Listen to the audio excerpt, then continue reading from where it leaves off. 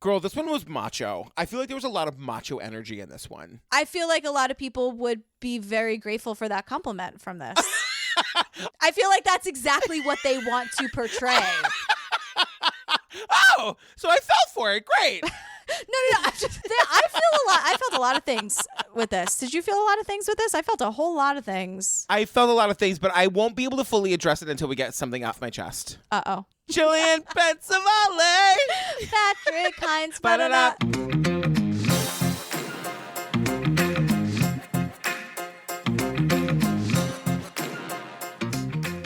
Before we get to the show, look, we're into Tiger King. It's taken a hard left. I have not paid any attention to this, so I did not know this was coming. Guys, we're now like animal craziness and murder mystery wrapped in one? Yeah, there's a lot. There's just, yeah, and it's crazy. Like, I'm trying not to side goog, and I'm trying to just take it as it comes, but I rewatched it this morning, and I was like, what? Like, all over again. I'm like, what? I'm stopping in my own tracks saying, what the? This bitch, I know. What the what? I know. You guys, if you need more to laugh about during this crazy time, join the Patreon. At the $5 level, you get like 140 full bonus episodes to download right this second. It's where we do our episode-by-episode stuff, right? Yeah, so, Tiger King is one of them. Yeah. That OJ thing, about 852 episodes of Making a Murderer. No, we doubled up on one, 851. Right. Thank you for the correction. I just, I like to be accurate. Yeah. The Staircase, The Jinx, Lorena, Aaron Hernandez. Don't F with Cats, Aaron Hernandez, the Menendez murders, Lacey Peterson, like big ones. What you guys have wanted us to cover, and I will tell you, they're all as crazy as you think they are. Yeah. Yep. Weird job. You can also get ad-free versions of these episodes. We have an after-party tier where we just like hang out with you guys and like drink, basically. And like tell stories. We're doing a quarantine check-in. Hey, girl. You okay, girl? You okay, girl? Anyway, check it out. We love you, and we want to make you laugh some more, so you know where to find it. TrueCrimeObsessed.com. Click on the Patreon link or patreon.com/TrueCrimeObsessed. Go get your laugh on with us. Yeah, we know times are crazy, but we will be the constant in your life. God damn it. Come hell or high water. The constant crazy, you guys. The constant crazy. There you go. Come hell or high water. Death, taxes, and us. You're welcome, America. Deal with it. Crazy. I'm stir crazy. I've lost it. This is it. I know. Mark it. April 21st at 6:31. Jillian has lost her mind.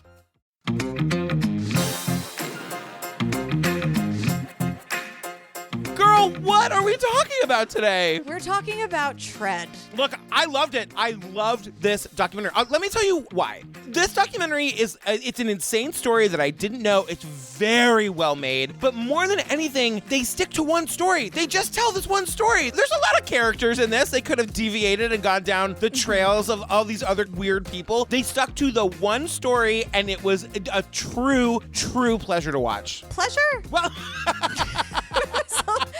I hear you. I hear what you're saying, but it was very stressful. Sad at times, frustrating, confusing. I'm so glad you had a nice time, girl. I'm so glad you found a positive light in all of this darkness. But I gotta tell you, pleasurable, not the first word. 911, what is your emergency? Ask them to help us get a National Guard unit, maybe with a helicopter to... Let's get all the Granby town hall. You need a National Guard unit and a helicopter. Going out towards the highway. The green is going out towards the highway. My name is Marvin Heemeyer. He had a great reputation in the town. I mean, he was an outdoorsman. I didn't ever meet anybody who disliked him. Marv had a knack for welding, working on engines and motors. He was confident, and I thought he was handsome, and he was larger than life. But I didn't get that feeling that he was so angry. No one realized how distorted it was becoming to him. I am making this tape for the task that I am about to undertake. In Marv's mind, the town's not treating him fairly. It's a kind of a community that in order for you to get ahead, you have to keep the neighbor down. Enough is enough. I'm not going to take it anymore.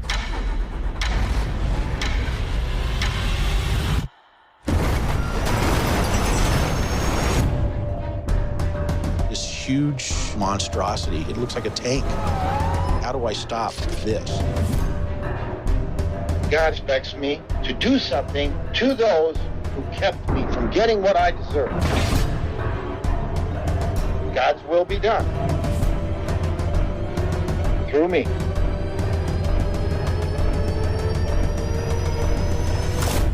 Girl, I want to get us started today because I just have in huge pink letters, girl, shit is going down. Yeah, and so it's weird because it starts like so many of these episodes do. They give us the best stuff right up at the top. But it's usually a 911 call of sorts. For better or worse, it's a 911 call. Yep. Whether we hate it, love it, think it's great, think it's horrible, it's a 911 call. 911, what's your emergency?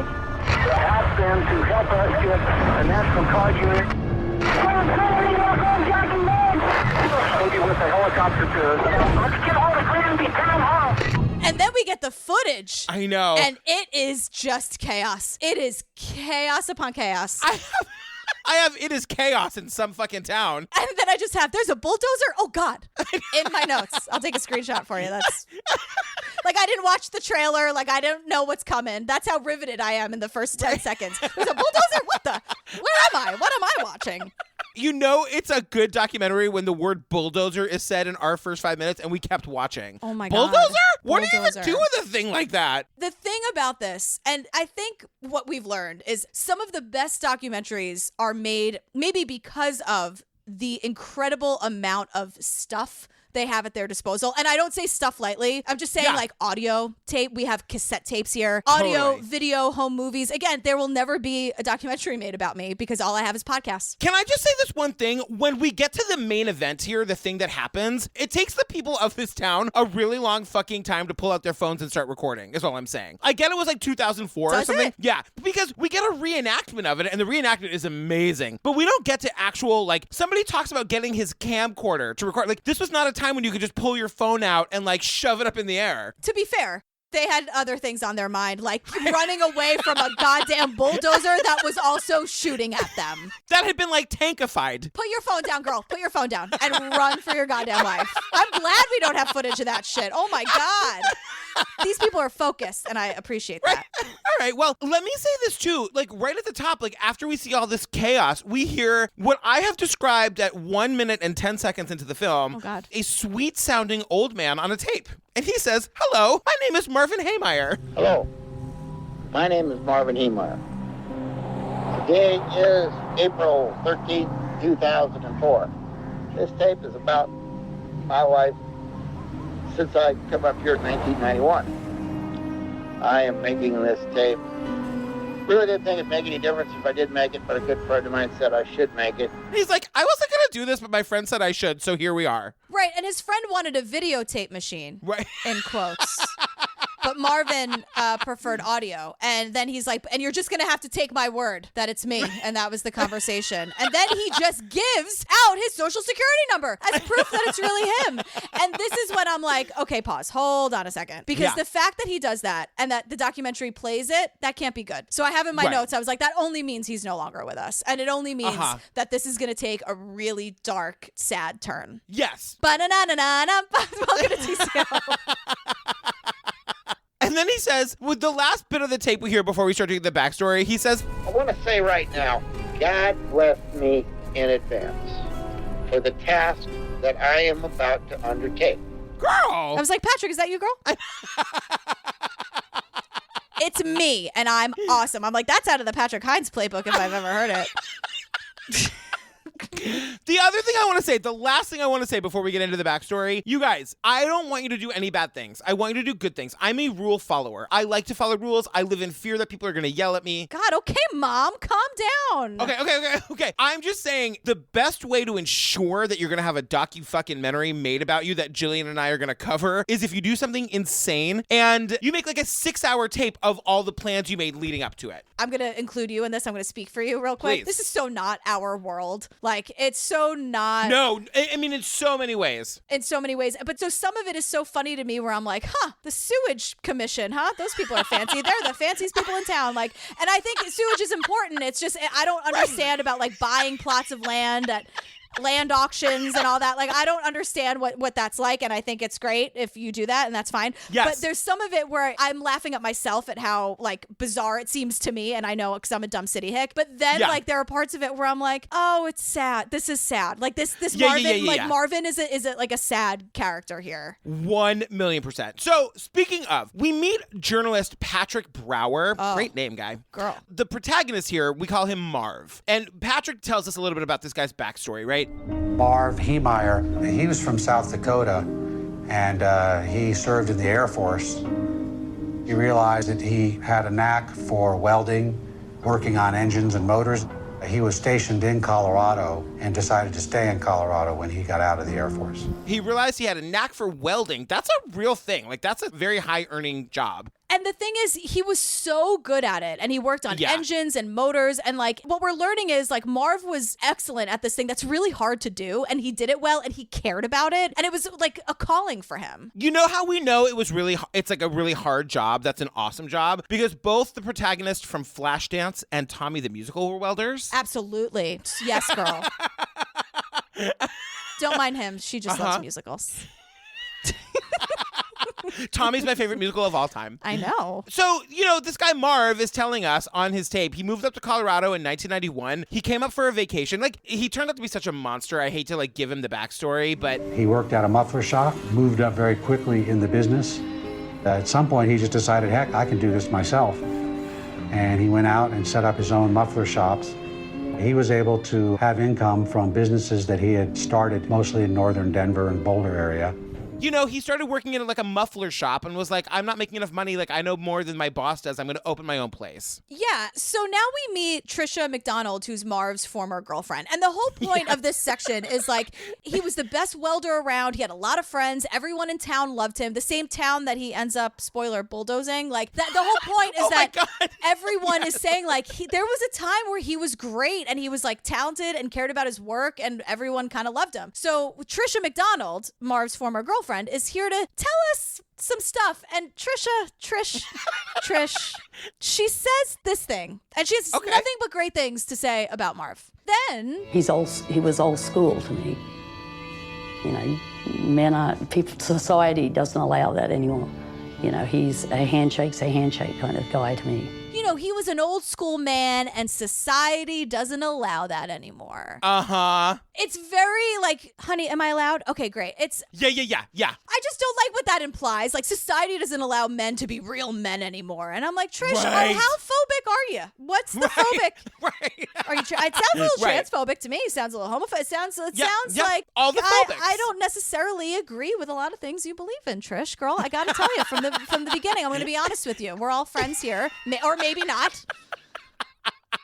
The other thing we need to talk about here, this documentary gives us like 15 minutes about how much fucking Marv loved to snowmobile. Again, out of my element. Not. I know. Can Lost. Somebody explain to me snowmobiling. I truly don't understand. Like, you are volunteering to go out into the cold weather and then get on like a basically motorized toboggan and just go into the wilderness for what reason? I mean, I understand like, oh, this is exhilarating for 5 minutes. But the thing is, like, they had this like Thursday crew. Yes. And we meet like Stuart Spencer, and he is with us throughout. And like Matt, this young kid, this teenager who like rode. Excuse me, do you mean sweet little Maddie Reed as I have him in my notes? Yeah, I take issue with Matt a little bit later. But yeah. Okay. I think Matt is sort of like, Matt, girl, can we look at what really happened here? Matt. I know. But Matt is here to tell us. When I started riding with Marv and the Thursday crew, I was 16 years old. I couldn't drink with them. I couldn't do any of that stuff. I had to go home to Mom and answer to Mom still. Marv was, in some respects, he took me under his wing. He helped teach me how to snowmobile, work on snowmobiles. He's always a mentor and always helped, always gave. Marv didn't say like, oh, kid, get out of here. Snowmobiling's for the real men. Like, he was just kind of like, come on, Matt, like, come hang. And he took Matt under his wing. And it's like, again, 15 minutes of everyone saying like, Marv was the best. So then we get this audio of Marv from one of the old cassette tapes. And from the cassette tape he made in the prelude to bulldozing this town. Right. And he's talking about, because we get all of these comments from the community and about like, and how amazing he was and how amazing the community was, and then we hear this Marv tape. Yeah, and how he was like generous to the community. And then we hear Marv say, It's a kind of a community that in order for you to get ahead, you have to keep the neighbor down. It's not, build yourself up on your own merit. It's tear the other guy down. it's the kind of community where in order to get ahead, you have to keep your neighbor down. So it's not about your merit, it's about tearing others down. And he was like actively trying to go against that. He just didn't subscribe to the fact that in order to get ahead, you have to keep your neighbor down. Exactly. And according to him, that's how this town of Granby, Colorado, that's the gig there. Right. And so we learn more about this town and we meet the sheriff and, they're saying that like Granby was like at one time was like the wild, wild west and they've tamed it, in recent years, but that it's a place where like it's not uncommon for like 2 weeks in a row in the winter, it'll be below 10 degrees. And I just have no thank you, girl. Oh my God. Yeah, I know. I know I'm like Ms. My birthday's the winter solstice, but girl. I know. Ooh. But they say like it's very independent and, you have to be able to do without things and you have to like small towns and I have nope. I'm just like, who'd hate this? Ms. Patrick Hines. Ms. No, thank you. Patrick Hines, if you're nasty. So now we learn, I got a hell of an education about many things, but one of them was the public auctions. Yes. Basically, Marv gives us this story about he was looking for a place to set up his muffler shop. And he goes to this public auction and he learns about this property. It's a foreclosed property. It's 3,000 square feet on 2 acres. And he wants to buy the property. And from Marv's telling, there's another guy there that also really wants the property. And his name is Kill-Dozer. And he's there with his friend Gus. They had a bid for $35,000 from some guy up front. So finally they caught my bid, so I got a bid for 40. This other guy jumped up on his chair. I've come to find out his name was Kill-Dozer. And this part I don't really understand. Gus was going to sort of like buy the land and give it to Cody, but none of that happens because Marv bids on the land and no one else does. Gus Harris was his buddy there sitting beside him. Gus was sponsoring the whole financing on this thing, and Gus wasn't going to pay more than $50,000 for it. And I was waiting for him to bid, and he wouldn't bid.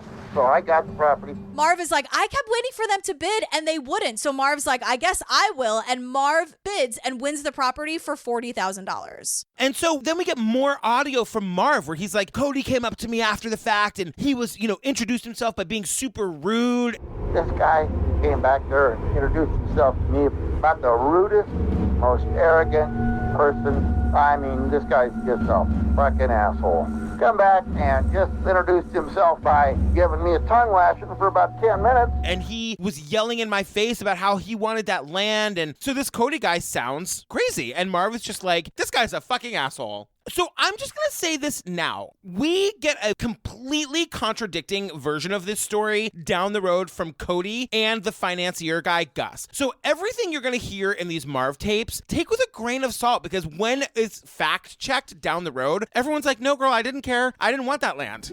I don't think I even met Marv down there. Me and Gus just got up and walked out after we're done. The reason I asked is that Marv claims that you guys talked afterwards. I don't believe we talked to talk or nothing. Gus doesn't remember it either. So Cody went with me, but he had no party in the auction.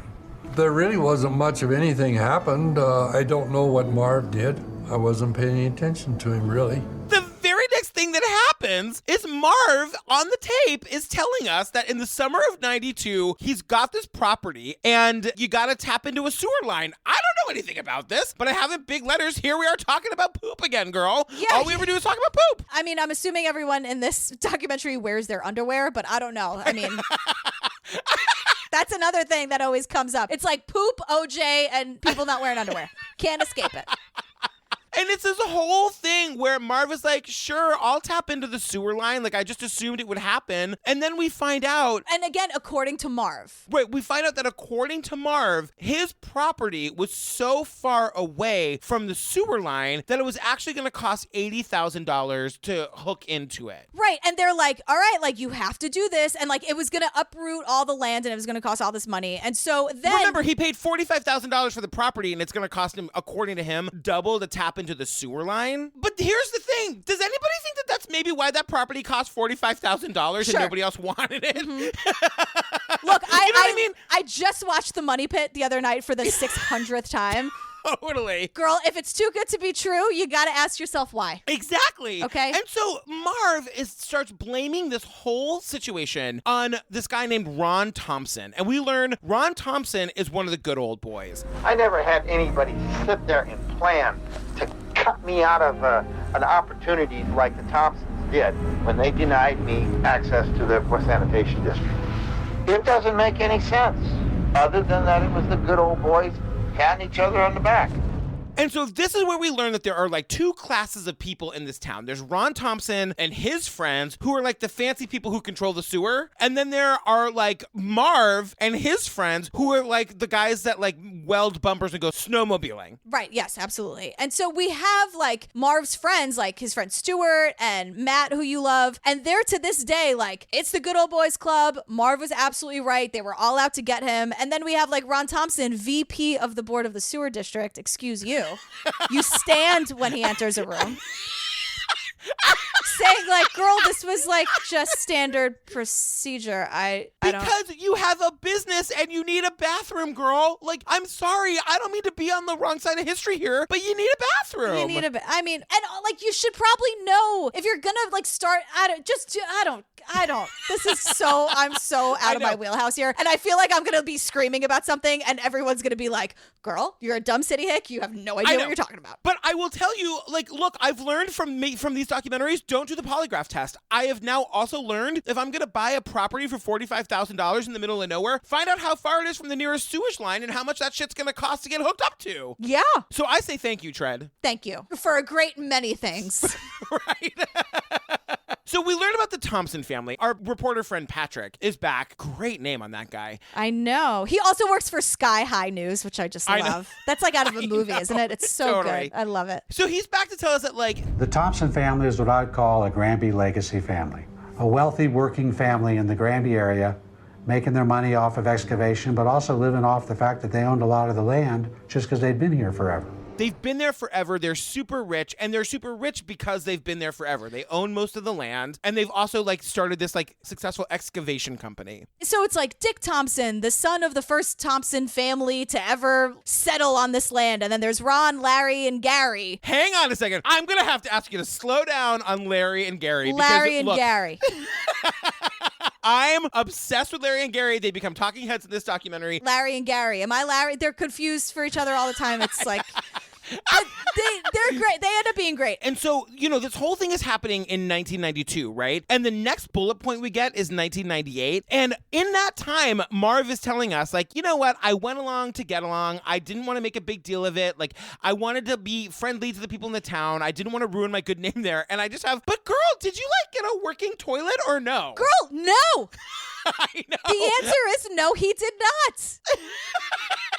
He's got this business in the middle of town, and he'd never, between 92 and 98, did not have a functioning toilet. And let me say, if they really were out to get Marv, between 1992 and 1998, they would have gotcha'd him. You know what I mean? Right. Don't gotcha, don't it hurt ya? The gotcha dancers, Joan Calamezzo would have been there. Yes. And they kind of let him slide for 6 years. Totally. So what he's telling us now is that in 98, the Thompsons and the board of the little town or whatever decide they're going to start doing this thing called spot zoning the neighborhood. I have no fucking idea what that means. Great. But Marv is telling us that it's illegal, but nobody questioned it for the 30 days that they started doing it. So then it like became legal. Girl, are you proud of me? I am so insanely proud of you. That's exactly how I understood it. I put spot zone, and I sort of explained it like they explained it in the documentary, but I don't know what it means. Is it law? Like, I don't have time to Google. Like, I can't read legalese. Rabia, how? I can't do it. So now, according to Marv, because of that, because it's now law in Colorado. And this Dojeff guy, he's going to try to buy the property next door to the west of me and has a contract on it to purchase it. And they were going to be able to put this concrete plant right there next to all those houses downwind of the town. And Cody's motivation was to get back at Marv. Cody, the guy who yelled at him at the auction, is now able to buy the property right next to Marv and open a cement plant. And now Marv on audio is like, Cody's entire motivation was to get back at Marv. So Marv decides he's gonna like take this to the city council. Like he's trying to make it so that Cody's business doesn't happen. And he's going to the city council and he's like getting the people from the neighborhood around where the concrete factory or whatever is gonna be to join him. And he's like, think about the dust and the noise pollution and the extra traffic. And all these people are like, oh yeah, girl, that actually sounds terrible. Like we really don't want this. Right, like he was going door to door. And you guys, these hearings, they were pretty rowdy. Because, Marv was knocking on everyone's door saying, girl, can you believe the dust? And what about this? And just kind of ranting and raving. And they're like, wait, what? Like Marv, that super nice guy who I go snowmobiling with, Marv who like fixed my muffler, Marv who does like the best job, like the best welder, and everyone loves him. Like truly, like he's a great like pillar of the community. So yeah, they're going to show up to these hearings and they're going to be on Marv's side because why wouldn't they trust Marv? Right. So now while this is happening, we are hearing from Marv that the town is really cracking down hard on Marv. They're coming after him because he doesn't have a working toilet, girl. Because remember that super long pipe that was 800 yards? What is it? Is a yard, a mile, whatever? It doesn't matter. Like 8 years ago, he was supposed to get it. He never did. So a judge is like, look, girl, we gave you 6 years of leeway from 92 to 98. You didn't do it. That's 6 years without a working toilet. I'm just saying 6 years. He had to drive home to poop, I hope. I don't know. So a judge is like... He ended up going to Granby Municipal Court. Judge Noriyuki was presiding. She said, we find you in violation. We're going to give you a deferred judgment, however. And you can't use the property for anything until you're hooked up to water and sewer. Sweetheart, look, you cannot use this property for anything until you hooked up the water and the sewer lines like we asked you to 6 years ago. And here's the thing, we're going to fine you $100 a day until you get this done. You're running a business. You have to have things on the up and up. We let you slack off for 6 years. You should be thanking us. Right. So the thing about this is, according to Marv, now he's finally like, fine, I'll do it. I'll pay the money. However, there's now a new property in between me and the sewer line. Guess who owns it? It's that guy Cody and his like concrete factory. He bought it fair and square. And according to Marv, I guess, again, I don't understand how like zoning and property and all of that stuff works, but I guess like Marv is saying he would have to pay Cody or get some sort of permission from Cody to go through his property. And according to Marv, Cody says no. No, bitch. You've been a dick to me this whole time. You can't use my property. So we get journalist Patrick, who's like, look, Marv was at the end of his rope and he didn't know what to do. He thought the town was coming for him. He's the little guy. They're going to get him. He goes and sits in his hot tub. Let's not forget, Marv has money, you guys. He goes and sits in his hot tub with like a beer and a cigar. And according to Patrick, the journalist, this is where Marv hatches his plan. Right. So now this is where we get, 100 zillion times audio of Marv saying God is telling him to do this task. When I was sitting in the hot tub, and I was weeping. And a peace came over me where I knew God wanted me to do it. And I didn't understand. I said, why did you ask me to do this? Is that why I never had a family? Is that why I never had kids? Yes. Is that why I've always been successful? So that I would realize my rewards for doing this task. This has to be done. The world will tell my story. And then you're like, okay, hold on a second. So you guys, it's summer 2002 and Marv goes to California to buy a bulldozer and I just have, oh shit. So he like buys it and he just like puts it in his driveway and his best friend is like, He parked a Komatsu outside the muffler shop just to make Dochev nervous. That's why he bought it, for the intimidation factor. It was for the intimidation factor. And I'm like, for what? Because what he does, he brings it to the muffler store. And remember, this guy Cody who... muffler store. It's like his muffler shoppy. It's like a workshop. But I love that. Like to you walk in and you're like, what kind of muffler am I feeling today? It's a muffler Do you guys have store. any mufflers? He brings it to his muffler store. I'm standing by it. And he turns it around so that the blade of it faces Cody's concrete workshop or whatever. Sure. I don't know the word for that. So that's the whole thing. The whole thing is all just intimidation. So now we're going to cut to fall of 2003 and we meet Travis from the trash company. At that time, we were getting bigger and we needed a place to where we could call home. Travis finally offered Marv $400,000, and Marv agreed to sell the land to them for that amount. Sure enough, I think it was even within 24 hours, Travis had water and sewer hooked up to the property. We bought it all, and he basically back rented from us the building that he put the dozer in. Travis is so cute. cute. And I texted this to you earlier. I was like, you guys, Travis made a trash company and it was really successful. And I just want to say congratulations. Like, he is like the prime example of a small business owner who like did it. You did it, Travis. Congratulations. I agree completely. I love Travis. I love his trash company. I love that like the people who like the lower third is like Travis from the trash company. Travis is not trash at all. His business is trash. He is excellent. Yes, because the whole thing that happens here is that Marv has been trying to unload this land that he bought in 92 for $45,000 or whatever. He's been trying to unload it for years and years and playing games. And Travis, the trash guy, is like, girl, my business is booming and we need to expand. We need a spot. He buys Marv's muffler shop. Which is what it's officially called, Marv's Muffler Shop. It's very cute. It's got the little bell on the door. It always smells like Christmas in there. Oh, hey, Marv. Ooh, what do you have today? Like, he has like specials. Artisan mufflers. Made by hand, daily on the premises. Yeah, it's like mufflers and pickles. Like, I'm just saying, it's like artisan mufflers and pickles. Mufflers to go. And so Travis pays $400,000 for this property. And so Marv moves that dozer into one of the back houses of this land he just sold to the trash guy. Right. And he, like, they say, quote, back rents it from Travis. And so he's got this, like, dozer in a shop where he's turning it into a tank to demolish the town, and nobody knows. And here's one thing, just real quick. You remember the thing that it took 6 years, like, to get the water lines and the sewer lines, all that shit that Marv refused to do? Yeah. Travis does it in under 24 hours, girl. I know. So, yeah. So now Marv is in this big shed working on this dozer. He had a small sleeping area. He lived and worked in the shed. Can we just say what Marv decided in that hot tub? Remember the hot tub moment where he had a revelation? Mm-hmm. Marv decided that God said to him he needed to get a bulldozer and bulldoze the living shit out of this town. He needed to turn it into a tank because remember, he's a master welder. And so he can like take an existing structure and make it like an impenetrable tank of war and bulldoze this town for their sins. And so that's what he's doing. And that back house that he's now back renting from Travis, the trash guy, no one comes in, no one goes out. Marv is in there working 24/7. He never leaves. And this is his mission now. He's building this like tank bulldozer. He's mad. I totally had like a vision of you saying that exact thing when I was writing this down.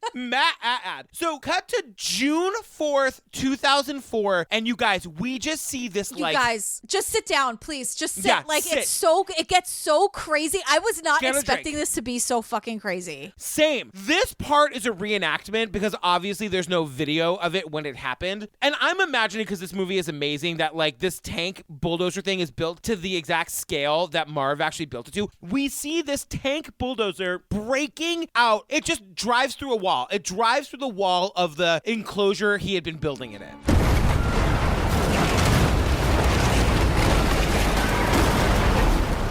We do eventually see actual news footage of this thing. And it's insane. But we get a 911 call. So calm. Hi. And it's again from our heroes at the trash company. And she's like, 911, what's your emergency? This is Sherry at the trash company. And there is a bulldozer over at Mountain Park Concrete destroying their building. It's destroying the building? Okay. Yeah. Is anyone on it? Yeah, it's all encased in metal, and you can't see who's driving or anything. They can't get it to stop. Hi. So, sorry. I'm so sorry. I'm at the trash company. There is a, it's a bulldozer destroying a building here. And the dispatcher's like, a bulldozer destroying a building? And she's like, yeah, it's in case that you can't see who's driving. I don't know. I don't know what's, so just so you know, if you could really rush it. She's like, we can't get it to stop. Like, she sounds so calm. And then we get 10 minutes later, her name is Sherry. Sherry from the trash company. I'm obsessed with her. She calls back and she goes, hi, I'm so sorry. So it's still happening. Are you guys coming or? So if I wasn't clear earlier, it's a goddamn fucking bulldozer who's destroying these buildings and attacking people. Are you guys on your way or you have something else? Because the thing is, if you remember, like, Marv has a lot of enemies in this town. Enemy number one is Cody and the concrete company that is like, you walk out the door of the trash company and you can see it. So this bulldozer tank thing is heading right for Cody's concrete company. And this thing is just like bashing into the buildings trying to break them down. Marcia came across the radio. She was screaming. She said, Cody. Man, I went running over. Then he just turned the dozer and headed for the match tank. And so Cody is like losing his mind. And I don't know if it's the real guy or if it's an actor, like if it's the real guy in the reenactment or if it's an actor or whatever. But this guy is losing his mind. Like you see him seeing this tank bulldozer bashing into his building. Somebody hands him a gun and he just starts shooting at it. Takes the gun up and bang, bang. Not only is the diesel engine screaming as it's pushing the dozer, but the treads, they're creaking and scraping. There's the roar of the engine, and then there's just the sound of crash and boom, because he's really knocking all these balls down. And then the rest of this documentary is just utter chaos. Yeah. So, like, just to be prepared, it's going to be, and then. Yeah. And a lot of like loud noises and me shrieking. And Cody comes in with what they call a front loader. Right. And it's basically just like, I don't know, a thing that has a loader in the front that you load. It's another bulldozer. I say they have a bulldozer off. It backs away from the building and a front end loader approaches it, and I see the front end loader is being operated by Cody Dochef. I told Cody, get the biggest loader you got and see if you can't get underneath his track to uplift him. And Cody did. He backed up with a big loader and hit him. And they're slamming. He's like slamming into the dozer and he's trying to raise it up. And I said, all of these people are fighting the dozer. I said, in my notes, I've never seen anything like this. I know. And then you guys, if we could take a quick pause, super hot Sheriff Jim shows up. This guy is 50 and fabulous. He is a silver fox and he grabs a rifle and he's also the actor in the reenactment. You see him running towards the dozer and he goes, I'm yelling. He's not the one that has like all the taxidermy in his cabin behind him. Is that him? I was lost in his eyes, so I'm not sure. Okay, I was not, so. But then Cody's in his dozer. Then there's like what they end up calling the Kill-Dozer, which is Marv's, because it's like an actual kill machine. You guys, it's so fucking tragic. You guys, they're firing rifles at it. Nothing. It's like the bullets are bouncing off. Nothing is penetrating this thing. But Cody's like, I'm gonna like ram into this thing, and Cody knocks himself out. I know. Cody, it's not funny. I know. He knocks himself out. I slipped off. When he backed out, he was backing out in the middle of the yard there. I went to hit him again. And I hit him. They said my wheels went off the ground about 4 feet. I didn't see all of that happen because when I hit him, my head hit the windshield. I was down. Cody, I'm not laughing because it's funny. I'm just laughing because it's like, what the Cody knocks himself out. I know, it's crazy. Look, the nervous laughter I had for the last 25 minutes of this documentary is like unprecedented. I was just like, if I don't laugh, I don't know what I'm gonna do. I know. And then more cops show up and this one guy is like, I don't know. I expected to see a bulldozer. It looks like a tank. There's this huge black monstrosity. I mean, almost like a World War I big, boxy, rumbly tank. And then the next thing you're thinking is, how do you attack something like this? How do I stop this? I was expecting a bulldozer, but then I turned the corner and saw this, like, it looks like an actual monster. And the thing is, Marv is so good at this. He's so good at building machines like this that he's got a gun that he's able to fire out, but nothing can get in. And he also thought ahead. Like, he thought very, very far ahead. So, first of all, to see this thing, it's slow moving, but it's terrifying. Truly. Totally. It's terrifying. And then it starts shooting at you. And then you're thinking, oh my God, whoever created this thought ahead to be able to maneuver it. And they must have cameras everywhere because there are no windows in it. So like the idea of like the thought that went into this, and then everyone is realizing, holy shit. How about that part where one of the cops just like jumps on top of the bulldozer and is like riding it at one point? I know. So what happens is this bitch is getting on the highway going 5 miles an hour in his tank, and this cop named Glenn jumps onto the top of the tank. I got the idea to climb up and see if, I could actually gain entry. So he's climbing up, and we start running along with him, trying to cover him. I was expecting to see, something with a handle that I could pull up and open, and there was absolutely nothing. It was solid sheet metal from the front to the back. He's trying to see in and see if there's any penetrable way to like shoot Marv or get in, and there isn't. And so Glenn is like, so there I just was. I was just going along for the ride. And he's like, well, it was hard enough to get on it. So I guess I'll just, when in doubt, just stay here. So like what's happening is that like the tank is now like making its way towards downtown, and the cops are calling. They have to evacuate the town. They're doing this thing that they're calling a reverse 911, where 911 is calling you and telling you to be like, boop, boop, boop, boop, boop. Hey, leave, click. Boop, boop, boop, boop, boop, boop. Hey, leave, click. Boop, boop, boop, boop, boop. And the thing that's so terrifying is that, like, they're headed for the town hall, and the town hall is actually on the second floor of this building, and the library is on the first floor. And there's kids in there. There's, like, students in there. And so we meet the librarian, who's a hero bell for this fucking librarian. Who's like, my original thought was like, get everyone to shelter in place. Like, we're going to huddle down in the library. Because after the first one, we were just thinking barricade everyone inside, not knowing that we were a target, that there was a bulldozer heading right there. And then shortly after that, we got another call, a 911 reverse call. They were telling everyone, evacuate your building now. You guys, we see the footage of this demolished library, and he also went into the playground. So there's parts of it where it's like, oh, it was very specific. He wanted the people who, like, oh, those bastards, they wanted him to have running water at his place of business. But he also is just like, oh, kids are in the library? Oh, fuck them too. I'm going to bulldoze that. And that's where I'm like, look, this guy snapped. Yeah. There's no question that this person fucking snapped. But the idea of him, like, in this kill machine going for the kids at the library, But then they're like, where's he going now? He gets back on the highway. This is the other thing. They keep bringing out these enormous, like, vehicles to try to, like, put in his way. What he did do is bring in 2 big earth movers or scrapers. The bulldozer just basically moved this scraper just right out of the way. And he just moves them out of the way, gets back on the highway. He's going down for, like, the Sky News building girl, reporter Patrick. He's coming for your ass. Yeah, absolutely. And it's so crazy because you see that, like, at this point, there are, like, people jogging alongside the tank, trying to shoot into it, not making any dents. He gets to the news building, and, like, reporter Patrick runs out the back. He rams this tank into the front of this building. And he's like ramming it in, pulling it out, ramming it in, pulling it out. And the building just collapses. And it's at this point that now the camcorders are out. So we're seeing the actual footage. And it's so loud and jarring. It's so fucking terrible. And it makes me think, shit, is there really nothing we can do to stop this guy? Right.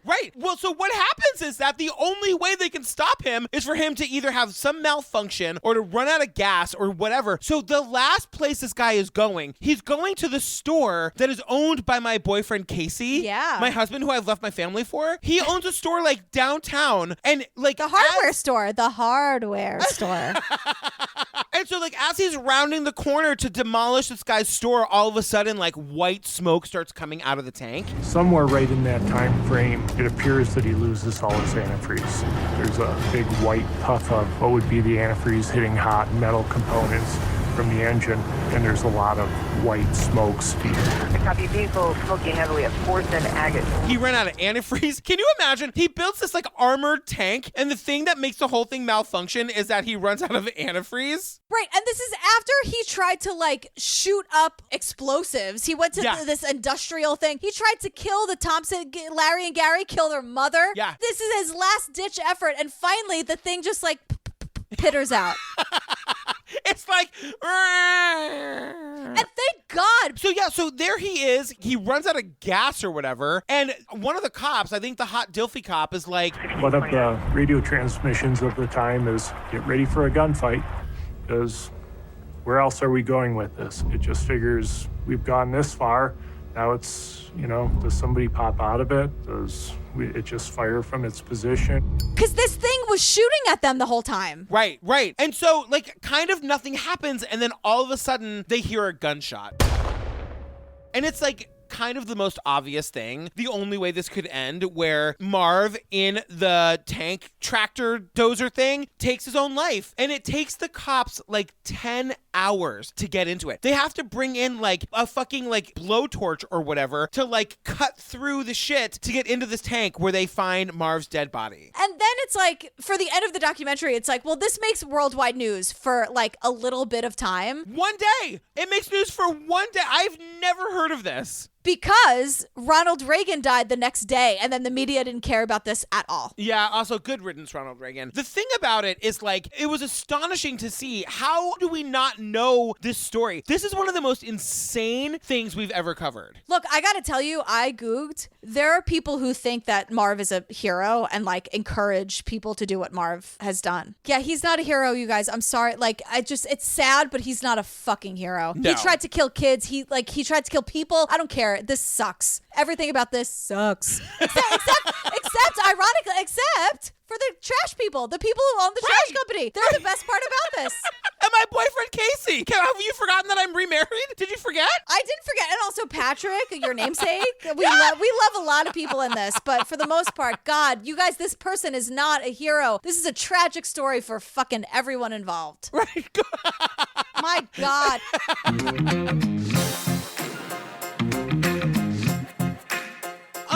Girl, we did tread. Listen, Super Hot Husband Steve's been trying to get us to do this for forever. I'm so glad we did it. I'm so glad we did it too. I loved this documentary. You guys, you cannot imagine what this footage looks like. Go watch this documentary. I wholeheartedly think you need to go watch this right this very second. It truly is. Like, I'm literally clutching my chest. You can see me. Like, as I was watching it, I'm like, because it's so slow moving and you want to laugh at it, but it's like, oh my God, that's the scariest thing I've ever seen. It's true. You guys, if you want more Jillian and me, get on the Patreon. We are in the middle of Tiger King. You wanted it. We're doing it. I'm telling you, it's hilarious and ridiculous, and we are so mad about it. But the Patreon is also where we do our episode-by-episode stuff, right, girl? Oh my God, yes, of course. So it's like 140 full bonus episodes of what? Like Lacey Peterson, Don't F with Cats, Lorena, The Jinx, The Staircase, OJ, Serial Season 1. Yeah, Aaron Hernandez, Madeline McCann, Natalie Holloway. Madonna's Truth or Dare. We haven't thrown that in there for a couple weeks. Queen of Versailles. It's so much stuff. Go check it out. You can also get ad-free versions of these episodes, our after parties, our quarantine check-ins. We're kind of just like never stopping making content. Yeah, we give you like ringtones and fun stuff. Yeah, one of the tiers got a puzzle pack made personally by Steve. Steve and our new admin, Chris, who's also very smart. Hey, girl. And we are very lucky to have him on the team. Girl, tell the people what we're doing next. It's the Chris Watts thing you're dying to do. What is it called? It's called Chris Watts, Family Man, Family Murderer. And I'm going to tell you right now, just like Ted Bundy, I am not going to talk about how hot this guy is, even though he did gay stuff. Wow. Okay, a lot of information was just thrown at me. So I'm not going to do it. He's garbage. I know that this case is horrifying and sad. I know nothing about it. Okay. It's really, really bad. I'm ready to learn, I guess. Oh. Girl, tell the people where they can find us. They can find us at truecrimeobsessed.com. That gets you all the episodes and, our calendar, our promo codes, all that good stuff. Merch. We are at True Crime Obsessed Podcast on Instagram. Yep. At True Crime Obsessed, no ED on Twitter. You are at Jillian with a G on all the things. And you are at Patrick Hines _ on Instagram and at Patrick Hines on the Twitter. You guys, we love you so much. Thanks for hanging out. Go watch Tread. I cannot tell you enough how much I love it. And stay tuned for our ridiculous outtakes in the trailer for Chris Watts, Family Man, Family Murderer. We love you. We love you. Thank you so much for sticking with us. And, it's all going to be great, you guys. Just eventually, it's going to be great. All right, we love you guys. All right, bye. The disappearance of a pregnant Frederick woman and her 2 children has captured the nation's attention. It's the gut-wrenching tragedy that's grabbing all the headlines. Shanann was this loving mother with her 2 kids and her husband, and things went completely south. The family of Chris Watts is nowhere to be found. Shanann, Bella, Celeste, if you're out there, just come back. The right words seemed to be coming out of his mouth, but the way he was saying it struck everyone as particularly cold. Chris Watts harbored secrets he thought no one would ever know about. In this 1-hour special report, we'll take you deep inside this horrifying investigation. Whereabouts is Shanann and the girls? Are they being detained? How in the world can you do that to your own kids? Explore the transformation from family man to monster. And I woke up that morning, it was going to happen, and I had no control of it. This is a dichotomy of personalities here. Who is the real Chris Watts?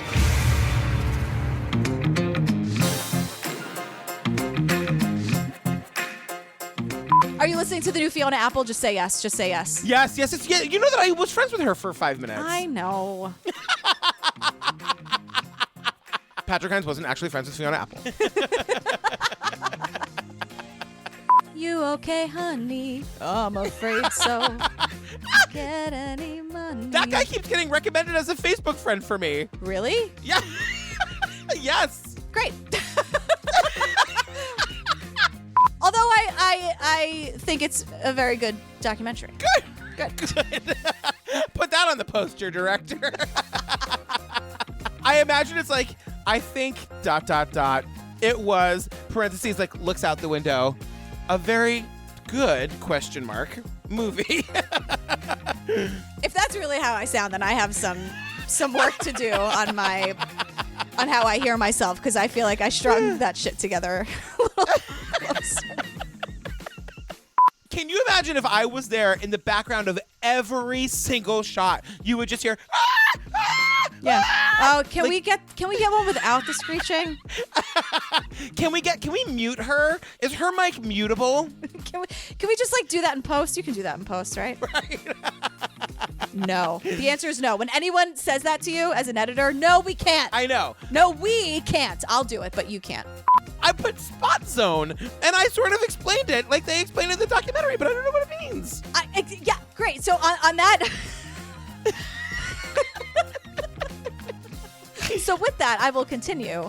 You guys are registered there, right? Wink, wink. We're registered at our own store. I am now part owner. Thank you very much. I was making a hardware joke. Because of, as Michael Scott would say, because, like gay. Yeah, I'm there with you.